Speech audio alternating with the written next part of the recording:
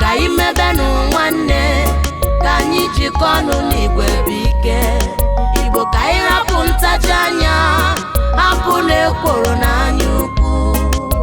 izu ka mma n'otu nne ka anyị hapụ ọganyị n'azọ gịnị obodo bụ n'isi bịa mịbụ onye Igbo emaka gị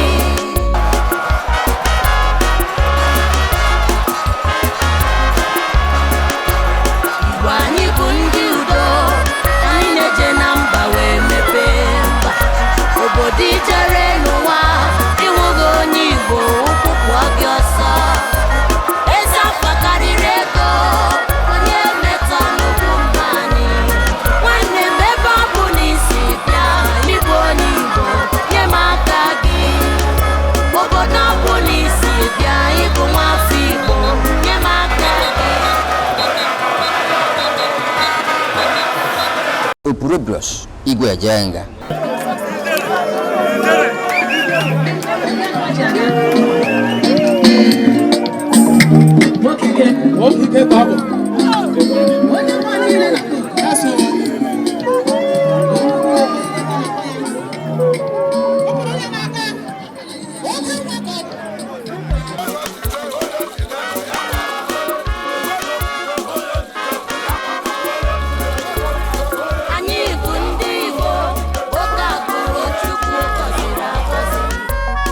Kamgbe mbọ mmadụ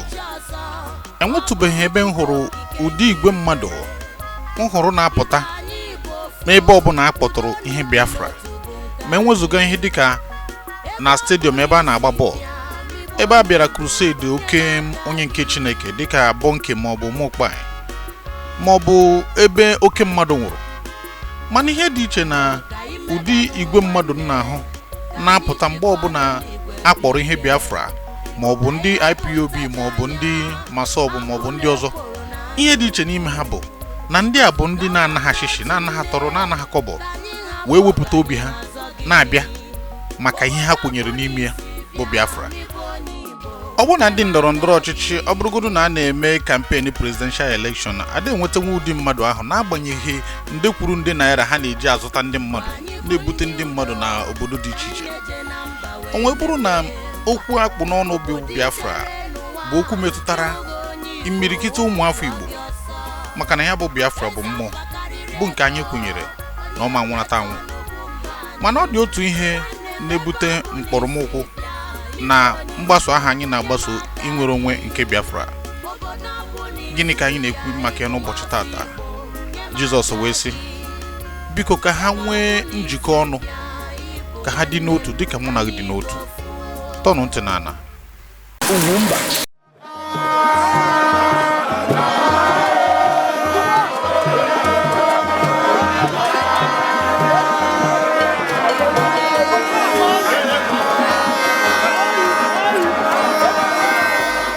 akwụkwọ nsọ kwụsị na otu onye ga-achụ puku mmadụ ebe mmadụ na-abọ ga-achụ puku mmadụ 10 enwenugoro etu o si gbaa gị n'obi na agha adị n'etiti Raf Onwazurike Ijele ndị Igbo na Maazị Nnamdi Kanu Ọhamadike ndị Igbo na ọ bụrụ na enwere etu ha ga-esi jikọtawu ọnụ kwụsị ya bụ ọgụ ha na-anụso onwe ha na ihe dị egwu ga-eme n'ihe gbasara ọgụ inwere onwe a ọ bụghị na ha ọ dịkwa ọtụtụ ndị ọzọ mana ịgazi ọ dịka gasị na mgbe ụfọdụ na a na-eme mmụọ nshịkọ onye kunye ibi akwatu onye ịga na ịntanetị ihe ha nọ bụ ike onwe ha ọnụ ịgbasa onwe ha mgba ịnụso onwe ha ọgụ maka gịnị Ugwumba Igbo anyị bụ ofu udo n'ịdị n'otu bụ nke anyị ebe ọ bụ n'isi bịa mịbụ onye Igbo nye m aka gị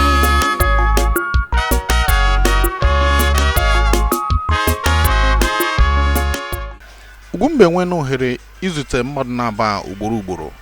o nwee doo anya na ha na-abụ na-ekwukwa n'ofu ihe enyi m nwoke na-ekwu okwu sị na otu ala ha ji ka anyị na-achụrụ ihe ọ bụrụ na ọ bụ eziokwu na n'otu akpa ka anyị niile na-ebunye n'ihe anyị na-achọ bụ ọganiru nke ndị Igbo gịnị ga-emezi na ama njikọta ọnụ ihe a ka anyị ga-atụnye ọnụ n'ụbọchị tata mgbe ọbụla a na-eme ndọrọ ndọrọ ọchịchị ebupụta Second Niger Bridge emesi ha na ọchịchị ntụliaka enu ihe gbasara Second Niger Bridge nweghị ekwu ha okwu ya again ọ ghọrọ ndị Igbo ladies ihe dịka relue ihe anụ a na-eme enweghị nke Igbo so enweghị kamgbe ka na-anị ya n'ugwu Hausa si Hausa na-asị na from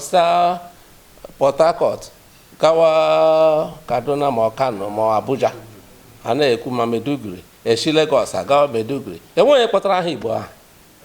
mana ka anyị hụ na a na-eme ndọrọndọrọ ọchịchị ha apụta ugbu a asị ndị gọvanọ gara na-asị Buhari ekelekwere gị ugbu a ka ị bịara tinye master plan a ga-eshi na east wee gawa Abuja ma ka ele ebe nọ kamgbe echi ka bụ o mere ihe a o bidoro ọchịchị na-arụzi ibe ha arụzi ebe niile tinyechaa ya Amaechi Rotimi Amaechi a na-aga ma Lagos ma Ibadan ma gịnị na kọmishọn ya emeghị chetara ndị Igbo ruo mgbe a na-azọ ndọrọndọrọ ọchịchị. Ọ wụ ihe mwute na kemgbe agha bere ejide ụmụ mmadụ wee kposa ha wee lee anyị n'iyi ihe isi ike ibe akwa rịrị ụbọchị niile okporo ụzọ nwụhụ nke a na-arụ arụ ụlọ ahụike onweghị isi ọ bụ ụlọ akwụkwọ ka anyị na-ekwu okwu ya ihe niile anyị gbakasị ebe niile ka ụkpaka onweghị nwa afọ nọ n'ụlọ na-echekwa obodo eme ihe ọjọọ ji wee na-eme anyị na-asị n'oge erugo mgbe a ga-agba mbọ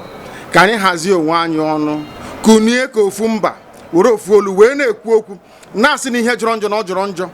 n'ihi na eme nwaanyị ka emere ibi obi wee dị ya mma a na-eleta anya ọfụma n'obodo a. Opurobios Igwe Ejenga. Mụnwa bụ Ọsọfịa nwa Ezigbo Nwokori na-asị gị ife abụ ugwu mba kwanyere mba anyị ugwu kwanyere Igbo ugwu. Can I hear amen to that prayer? The second prayer point that is still running is, oh God, unite all the forces you have raised up to bring Biafra to pass. God will give us unity. I don't know how He's going to do it, but He's going to help us so that this spirit of competition and draw him down and pull him down and destroy him, God will take it away from our midst. And all the forces, by whatever names they are called,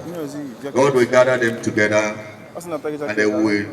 give us Biafra. If you believe that prayer, can I hear also an amen?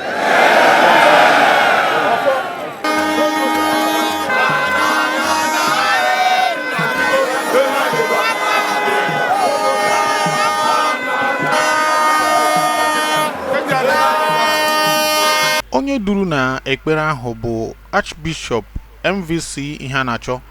otu nwafọ Igbo onye nke Chineke ihe gbasara Biafra na-echu ụra. Ozugbo o kpechara ya bụ ekpere, o wedo anya na ọ dịkwa ọtụtụ ndị mmadụ bụ ndị nwere ụdị echiche ahụ anyị na-eche na ọ bụkwanụ na ejikọta ọnụ nye onye bụ mamịrị na ọ ga-akakwanụ gbọta ụfụfụ. Ya mere n'ụbọchị taata ka anyị kpọbata Archbishop MVC Iheanacho ka ọ tinye ọnụ n'okwu. Nwanne m ebe ọ bụ n'isi bịa Igbo onye Igbo nye m aka gị. Awụsị kedu ihe kpanyere gị ịkpọnite ya bụ ihe ka ekpe ya na ekpere na mmemme? Ịma na Jizọs Kraịst nna anyị kwuo si alaeze ọbụla biliri imegide onwe ya, alaeze ahụ agaghị akwụdo. Ọ bụrụ na alaeze ga-akwụdo, alaeze ahụ ga-adị n'otu. So na nsogbu anyị nwere kachasị nsogbu niile bụ adịghị n'otu, nke ndị niile na-achọ maka ọdịmma nke Biafra. Anyị ma na anyị nwere enemies, ndị iro gbara anyị gburugburu, mana iro nke kachasị bụ nke nọ n'ime ụlọ. Ọ ya bụ iro kachasị iro niile, ọkwana ya bụ nsogbu kachasị nsogbu niile. So ọ ga-adịrịrị mkpa na ụmụnne anyị niile ndị na-ekwu maka Biafra ga-aghọta na ịdị n'otu dị nnukwute mkpa maka anyị nwere mmeta ihe anyị na-achọ. Ọ bụrụ na anyị bido gbawa onwe anyị mgba, sọgbuwe tigbuwe onwe anyị, na ọ ga-emekwu ka agha dị anya. Ọ bụrụ na anyị chịkọlata onwe anyị ọnụ, gbaghara onwe anyị, leghara ya adịghị ike nke anyị onye ọbụla anya, na ọ ga-adị mfe karịa ka ọ dị ugbu a, maka na ọ na-aka mma emezie ụlọ emezie, ejikọta obi lọwazi ọgụ anụ ama ọ ya bụ ihe kpaliri mmụọ m jiri si mba ka anyị kpee ekpere gwa Chineke si biko itinye na obi ndị niile bụ ndị na-edu anyị na okwu Biafra dike ka ha bụcha ha niile nwere ọtụtụ ihe Chineke jiri anyị ma ndị malitere amalite ma ndị nke bịara na ikpeazụ ha niile bụcha ngwa ọrụ Chineke chọrọ iji zọpụta anyị mana ọ bụrụ na ha nwee ike chịkọta aka ọnụ fesa otu onye iro ahụ nọ na mberezi ọ ga-adịrị anyị mfe ma ọ bụrụ na ha bido n'ogbochiwo onwe ha agha ga-ete aka mana n'uche nke gị ọ dị ka ihe ga-ekwu omume maka ọ dị ka gasị na onye ọbụla bụ eze afọ juru onye ọbụla gbarụ ma ndị na-eso ụzọ ha afụzie ọ dịka PDP na APC n'agbanyeghị na ọ wụrụ ofu onye mụgwọsị na ofu ala ha ji ka a na-achụrụ ihe ọ ga-ekwu omume mana ọ ga-ebido na ndị nọ n'isi mmadụ dịka nna anyị ukwu Lazụwa Rafu waziri ike onye ọbụla mana ọ ya bụ nna Biafra ma sị kwuwe n'eziokwu na Biafra ekwuwere okwu ya bụ na Rafu waziri ike mgbe ọ na-ara ahụ ịkpọtụ Biafra mgbe ọnwụ ihe arụ mmadụ imepe ọnụ ya kpọkwuo Biafra 1999 agaghị m echefu the declaration of Biafra o mere na Aba anyị makwa na ihe ọ gabigarala n'ihi Biafra otu abụọ si na prison aba na prison isi na he nearly lost his life ọ nwụchana o nwere oge a gara be gbagharịrị just isi kogosi by the grace of God ka o jiri gafere ọ nwụchana that time so o nwere onye ga-asị na ya mahụ the foundation ụlọ mana mgbe ụfọdụ ọ bụghị onye lere foundation na-ewucha ụlọ mana ọ ga-adịkwa mma ka ọ bụrụ na onye ahụ na ya ka o soro kwuo hụ ka ewuliri ụlọ ahụ ka ihe dị mkpa ahụghị ile foundation ihe ka mkpa ịhụ na ụlọ ahụ na-ewuliri ewurue ya wuo ụlọ n'eziokwu ana ọ bụghị na Chineke chịtatị ndị ọzọ ga-abịa ba one way or the other chọta ndị ga-abịakwa inye aka wuo ụlọ ahụ onye mere foundation ahụ olu ga-adị ya ma ahụ ma asị n'ụlọ ahụ ka ọ bụ ụlọ ha ka ọ Biafra ụlọ and ndị nke abịakwara na-abịa ha jizikwa n'ike ghọta dat na ọkwa mmadụ ibere foundation na were nwayọọ ebe agbanya ha dị ike onweghị onye zuru oke onweghị onye bụ mmụọ ozi onweghị onye a ga-achọwa ihe n'ike ya ma agaghị achọta nsi anyị leghara ezu oke na-eru anyị anya dị na anyị nwee ike nyekwanụ kwanyere onye kwenyere ka enye ugwu kwanyere ugwu anyị gakwanụ ikritisize anyị metụ ya n'ere cheta na anyị bụkwa mmadụ n'onwe anyị na anyị nwekwara our own shortcomings then ọ bụrụ na anyị nwee ike nwee obi nke ndị bekee na-akpọ give and take leghara ụfọdụ ihe anya tolerance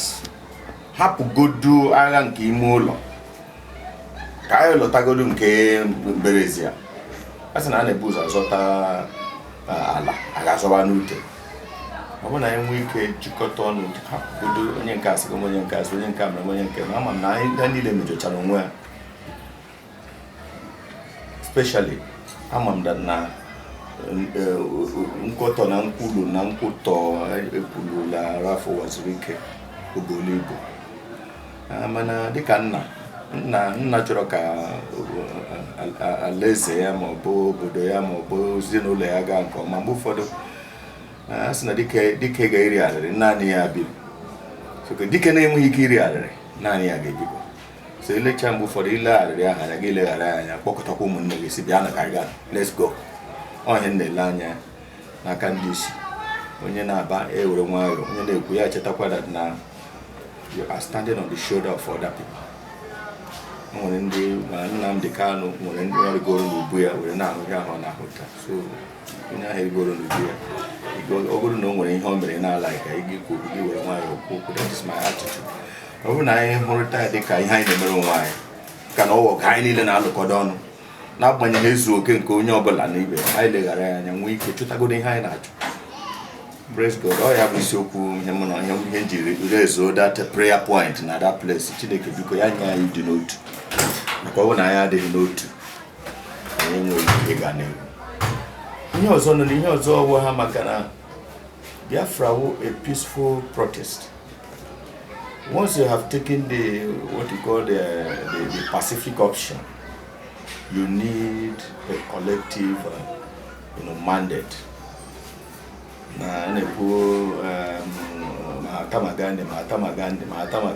Mahatma Gandhi succeeded in India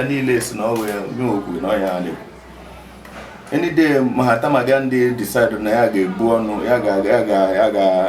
to fasting or hunger strike. The whole India on South Africa, has indicated in America, then on China, indicated on India, everywhere in the world, India need a peace option make you work. Without a peace option, I know now what I'm borrowing can one day as of the day. Peace option and they work like that. However, in this race, as in a case in a Biafra movement, Gabo movement in Kudo, Yan I need to know too. I could don't need to know to Nagakodon.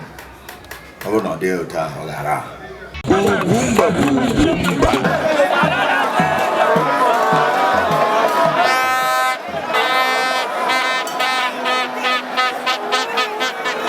maka ụfọdụ ndị nwere ike ịdị na-esocha ọnụ ha ugbu a ihe ha ga-agwa Ugwumba ma ọ bụ gwa Archbishop ihe a na-achọ. Biko achọrọ m ime ka ị mara na anyị agbakwana mbọ enweghị onye nyere anyị kobo dịka mma na ụfọdụ ga ha sị na ego bie na anyị ikwu ihe a enweghị onye nyere anyị afọ enweghị onye pụrụ igobutu anyị ka anyị kwuo ihe anyị na-ekwesịghị ikwu kama na anyị mara na ọ bụrụ na eme ya bụ ihe etu esi kwesị ime ya ọ bụrụ na mgbe ndị okenye nọ n'ụlọ ma ọ bụ mgbe ụmụaka na-anụ ihe ndị okenye na-ekwu na anyị mara na ekwesịrị ijikọ ọnụ na ọ bụrụ na ejikọ ọnụ na ọ ga-aka mma mana biko ghọta na enweghị onye gobitere anyị na enweghị onye gobiri anyị ịbịa kwuo okwu a enweghị onye ga-egobi anyị enwe na ohere ịhụ mmadụ na-aba ha makwanụ na ọ dịghị mgbe ọbụla anyị bịara anyị kwuru okwu ego Igwe anyị bụ ofu udo n'ịdị n'otu bụ nke anyị ebe ọ bụ na isi bịa migbu onye Igbo nye m aka gị Ugwumba ihe ọzọ anyị na-agaghị eweta bụ na ndị oyibo si the enemy of my enemy is my friend. Na Ụwazirike na Nnamdi Kanu ga-ama na ha nwere one common enemy. Enemy ha nwere bụ Nigeria na ndị niile na-akwado. And mmadụ dịka Nnamdi Kanu, one of the greatest gifts Chineke nyere ala Biafra. Onye ọbụla na-aghọtabeghị otu ahụ ịma na onye ahụ aghọtabeghị ihe Chineke na-esi eme ihe n'ihi na ọ bụrụ na Biafra nọ 50% before ya bido o were ole to 70 and onweghị onye gasị na ya ahụghị ihe ọ na-eme dịka ka the way is championing the cause of Biafra. Any Igbo man na-adịkwa no proud of him mana na onye ahụ achọbeghị Biafra onye ọbụla chọrọ Biafra onye Igbo na-adị proud of ọrụ Nnamdi Kanu na-arụ n'ụwa niile sọsọ ya na-ekwuzi okwu ya ozubiko si chekwalata n'obi ọnụ and ndị bụ nna na ndị bụ ndị dịka na ndị buru ụzọ lụọ ọgụ si chetakwa na o nwere ihe ha mere n'agbanyeghị otu ọnọdụ si dịrị tata. Ọ bụrụ na anyị nye onye ọbụla ugwu kwesịrị ya respect onye ọbụla nye ọnọdụ kwesịrị ya I'm sure na this Biafra thing I will work over. My own opinion about the whole matter. Nnamdi Kanu is a great hero, a Biafra hero. I'm sure na Ojukwu dị ndụ taa Ojukwu ga-cherish ya as a great son of Biafra. And apart from okwu niile kwuru na iwe na ọnụma I'm sure n'ime obi Ụwazirike na ọ ga-asị na ya bụ a great leader in spotting out such a man ịkpọpụta ya because ọ ya kpọpụtara ya so si hapụzie n'okwu na-ekwu ha na-ese ka nna na nwa nwee ike jikọta ọnụ nye anyị Biafra onye anyị na-ekwu ọhịa people like me ọhịa mmadụ ya chọrọ esemokwu ya chọzi ha akụkọ adịla too much. Kedu mkpali gị iji wee na-ekwu ihe a na-ekwu ọ bụ na anyị bụ na onye zuru ka ọ bụ na ọtụgodo anyị ana m ekwu dịka nwa afọ Igbo na-ekwu dịka onye Biafra onye ihe gbasara Naịjirịa na afụfụ na-ekwu dịka nwa Ojukwu ọ na-enwe ike use ala nwa in the sense that na mụ na ya dị na mma aghọtara m ihe n'obi ya mgbe ọ ka dị ndụ agara m n'obi ya severally mụ na ya kpa severally and ama m ụdị obi o nwere maka ala Igbo obi ahụ ihe na-akpa anyị nke gbasara Ojukwu our greatest propelling point abụghị any other thing abụghị the person of Ojukwu adọghị ejikọtara m na Raf most times anyị na-aga ebe ahụ Ojukwu memorial something the legacy Ojukwu hapụrụ n'ala Igbo eso m na ndị si na ga ya so whatever it will take to keep that legacy going, legacy of self-reliance of only I get keep it on. So the Ojukwu factor we I I'm a clergyman, Archbishop Camp. When Rafu was the preacher, when the Kano preacher, so in Chapel, I don't know Biafra. No Buddha by the Achohine, the Aporanias, Yaba Joy, kind of email. As much as Bukasa Joy, Zopato wine, Denton, Alan Chinekina, one Chinekatoka, one of Language Kenya. I'm very happy. Don't know what Raf was speaking about. I know who are also fighting. I'm weekend with Biafra. Onye na-agba egwu mgbe ụfọdụ ada ama etu azụ ya si ada kama ndị na-ekiri ekiri bụ ndị na-enede ya. Biko ndị banye si na ọ da dị mma ka okenye nọrọ n'ụlọ ka ewu mụọ n'ogbere mere anyị ji wee na-ekwu na ọ ga-akakwanụ mma na ọ bụrụ na ndị okenye wee tibenye ya bụ ihe anya ọ bụrụ na agba mbọ mee ka udo dị amara m na ọ ga-enye aka ime ka ihe a na-eme gawakwa ọfụma. Mmadụ dịka Raf wazuru ike bụ onye malitere ya bụ ihe anyị mara na ọ dị ọtụtụ ihe o mere na-adịghị mma anyị mara na o mejọrọ ọtụtụ ihe nke ya na onwe ya jikwa n'aka ya wee kwuo si na ya kwetara. Mgbe m jụrụ ya sịrị m ya Raf kedu ihe iji si ndị Igbo apụtara ka agụọ ọnụ urukwe taa ya bụghị ka na-eri ya nri n'obi ya mere ka anyị wepụ ihe ọbụla ga-eme o ruo echi anya na-asị mmakwara ịjụọ mụ ofu ihe m mere na nwere onwe njem nwere onwe anyị na-aga na-ewuta m n'obi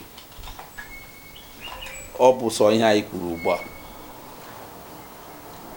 ọsọ ịgwa ndị be anyị si ha pụtana ka agụnye ha n'ọnụọgụgụ mana ọ ndị gọvanọ anyị mgbe aha na South East mere eji kwuo ya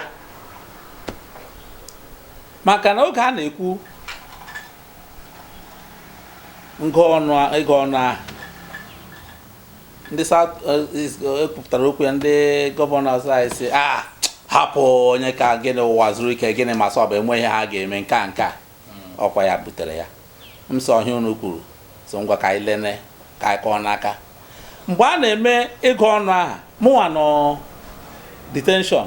mụnwa na kefi anọzighị m ịbịa gwa ndị otu anyị biko nu onye nwe na pụta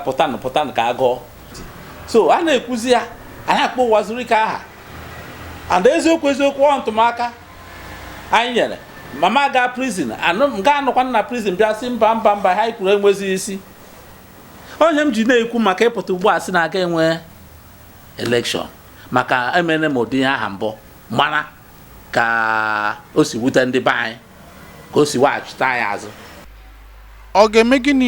gịnị ọkwa na ya na-ebute nsogbu mana anyị mara na nwoke ekwesịghị isi nwoke ibie ị ga-emene m gịnị ebe anyị mara na n'agbanyeghị etu ọbụla arụsị aha na aka na abọ ka a ga-eji gbuo onye ọ bụ eziokwu na nwa pere mpe mana biko si hapụrụ ya nwunye ya mere ka anyị ghara ime ihe ọbụla anyị ga-abụ emechaa anya na-akwa ụta Ugwumba abụghị onye otu IPOB nke anyị ji abụ onye otu Masop, mana onye ọbụla bụ nwa afọ Igbo amụziri ọfụma ga-ama na ihe ha na-abụ n'azọ bụkwa ihe ziri ezi. Ọ bụ eziokwu na usoro eji na-azụ ya nwere ike ịdị iche ma ọ bụ ikekwe enweghị onye mere nke a mee nke ọzọ, mana mata na enweghị onye ọbụla ga-abụ atinye aka n'ike ka ghara ịrụta nsị ma mụ onwe m ma gị onwe gị. Ya mere ọ bụrụ na ị nwere ihe ọbụla ị chọrọ ịtụta dịka alụ etu a ga-esi mee ya ọkara mma, biko denyere anyị, zitere anyị ozi dee ya n'ebe nwere comment section. Bịa na biko akparị na mmadụ, akọ na mmadụ ọnụ, kwuo ọsụsọ uche gị. Tupu anyị apịachie ọnọdụ a, ka anyị kpọbata nọ Archbishop ihe a na-achọ. Opurobios Igwe Ejenga. Because the Bible are there to us. He that causes mother and father, let him die the death. Father and mother almost also on the Murai enough. On the Tina Yuson and the Kubarai and the I know no Bua when I hold. So I didn't look at Pagandi Muna in the IPOB. I have made a toby. When that now, you belong was in me. I look Chaval, Buchandi, Rohan came Nambrezi. I got a lot of panolo. Muna India, why not have a wood? But none had a one Biafra. I need a governor Biafra. On eyes of Bondo had then said, Bubu Hishi, Bupu Buha to Fuea, Waronian cars of Bo Masop, Wendica, Lahani, wherever was the cave, Boyoku. I would then a lot of Biafra again as in her. So no black with a wire. When you met her, ya with a wire. Kai Chotagodi here and I true. I but as no line, miss no line. When you one name here, Yabarano. When you Makana Yamehele, ya with a wire. We don't know when Rafa was the camera. I hate you for that. No, we are when you will literally flag in. For the fact that only the boldness and the courage that time I put us in, and I will see one. Tineke mebe ya ka dị ndụ tata a ga-enye ya nsọpụrụ ure. Go no nwere bosiri meta ya ọfụma. Ya unu nwa ndị mma tesi mesi meta ọfụma, but nye respect to the area. Ase kwutọsila mmadụ. Se kwutọsila mmadụ nwere onye mkwutọ na adị mma. Ebe a ka ọkụ nyụrụ anyị ga-awụsọ wara na agba nke a. Anwe na-asị biko ma ọhamadike ndị Igbo ma ejele ndị Igbo, unu niile bụ ụmụ afọ Igbo ndị kara aka ndị anyị ji eje mba. Biko ọ bụrụ na okwu anyị dị mma na nke tata nwere anyị nwerekwa okwu, mana ọ bụrụ na okwu anyị na ọ dịghị mma na anabataghị ya, biko tufuo okwu, hapụ anyị, adị ama ama, echi anyị ga-ekwu nke dị mma.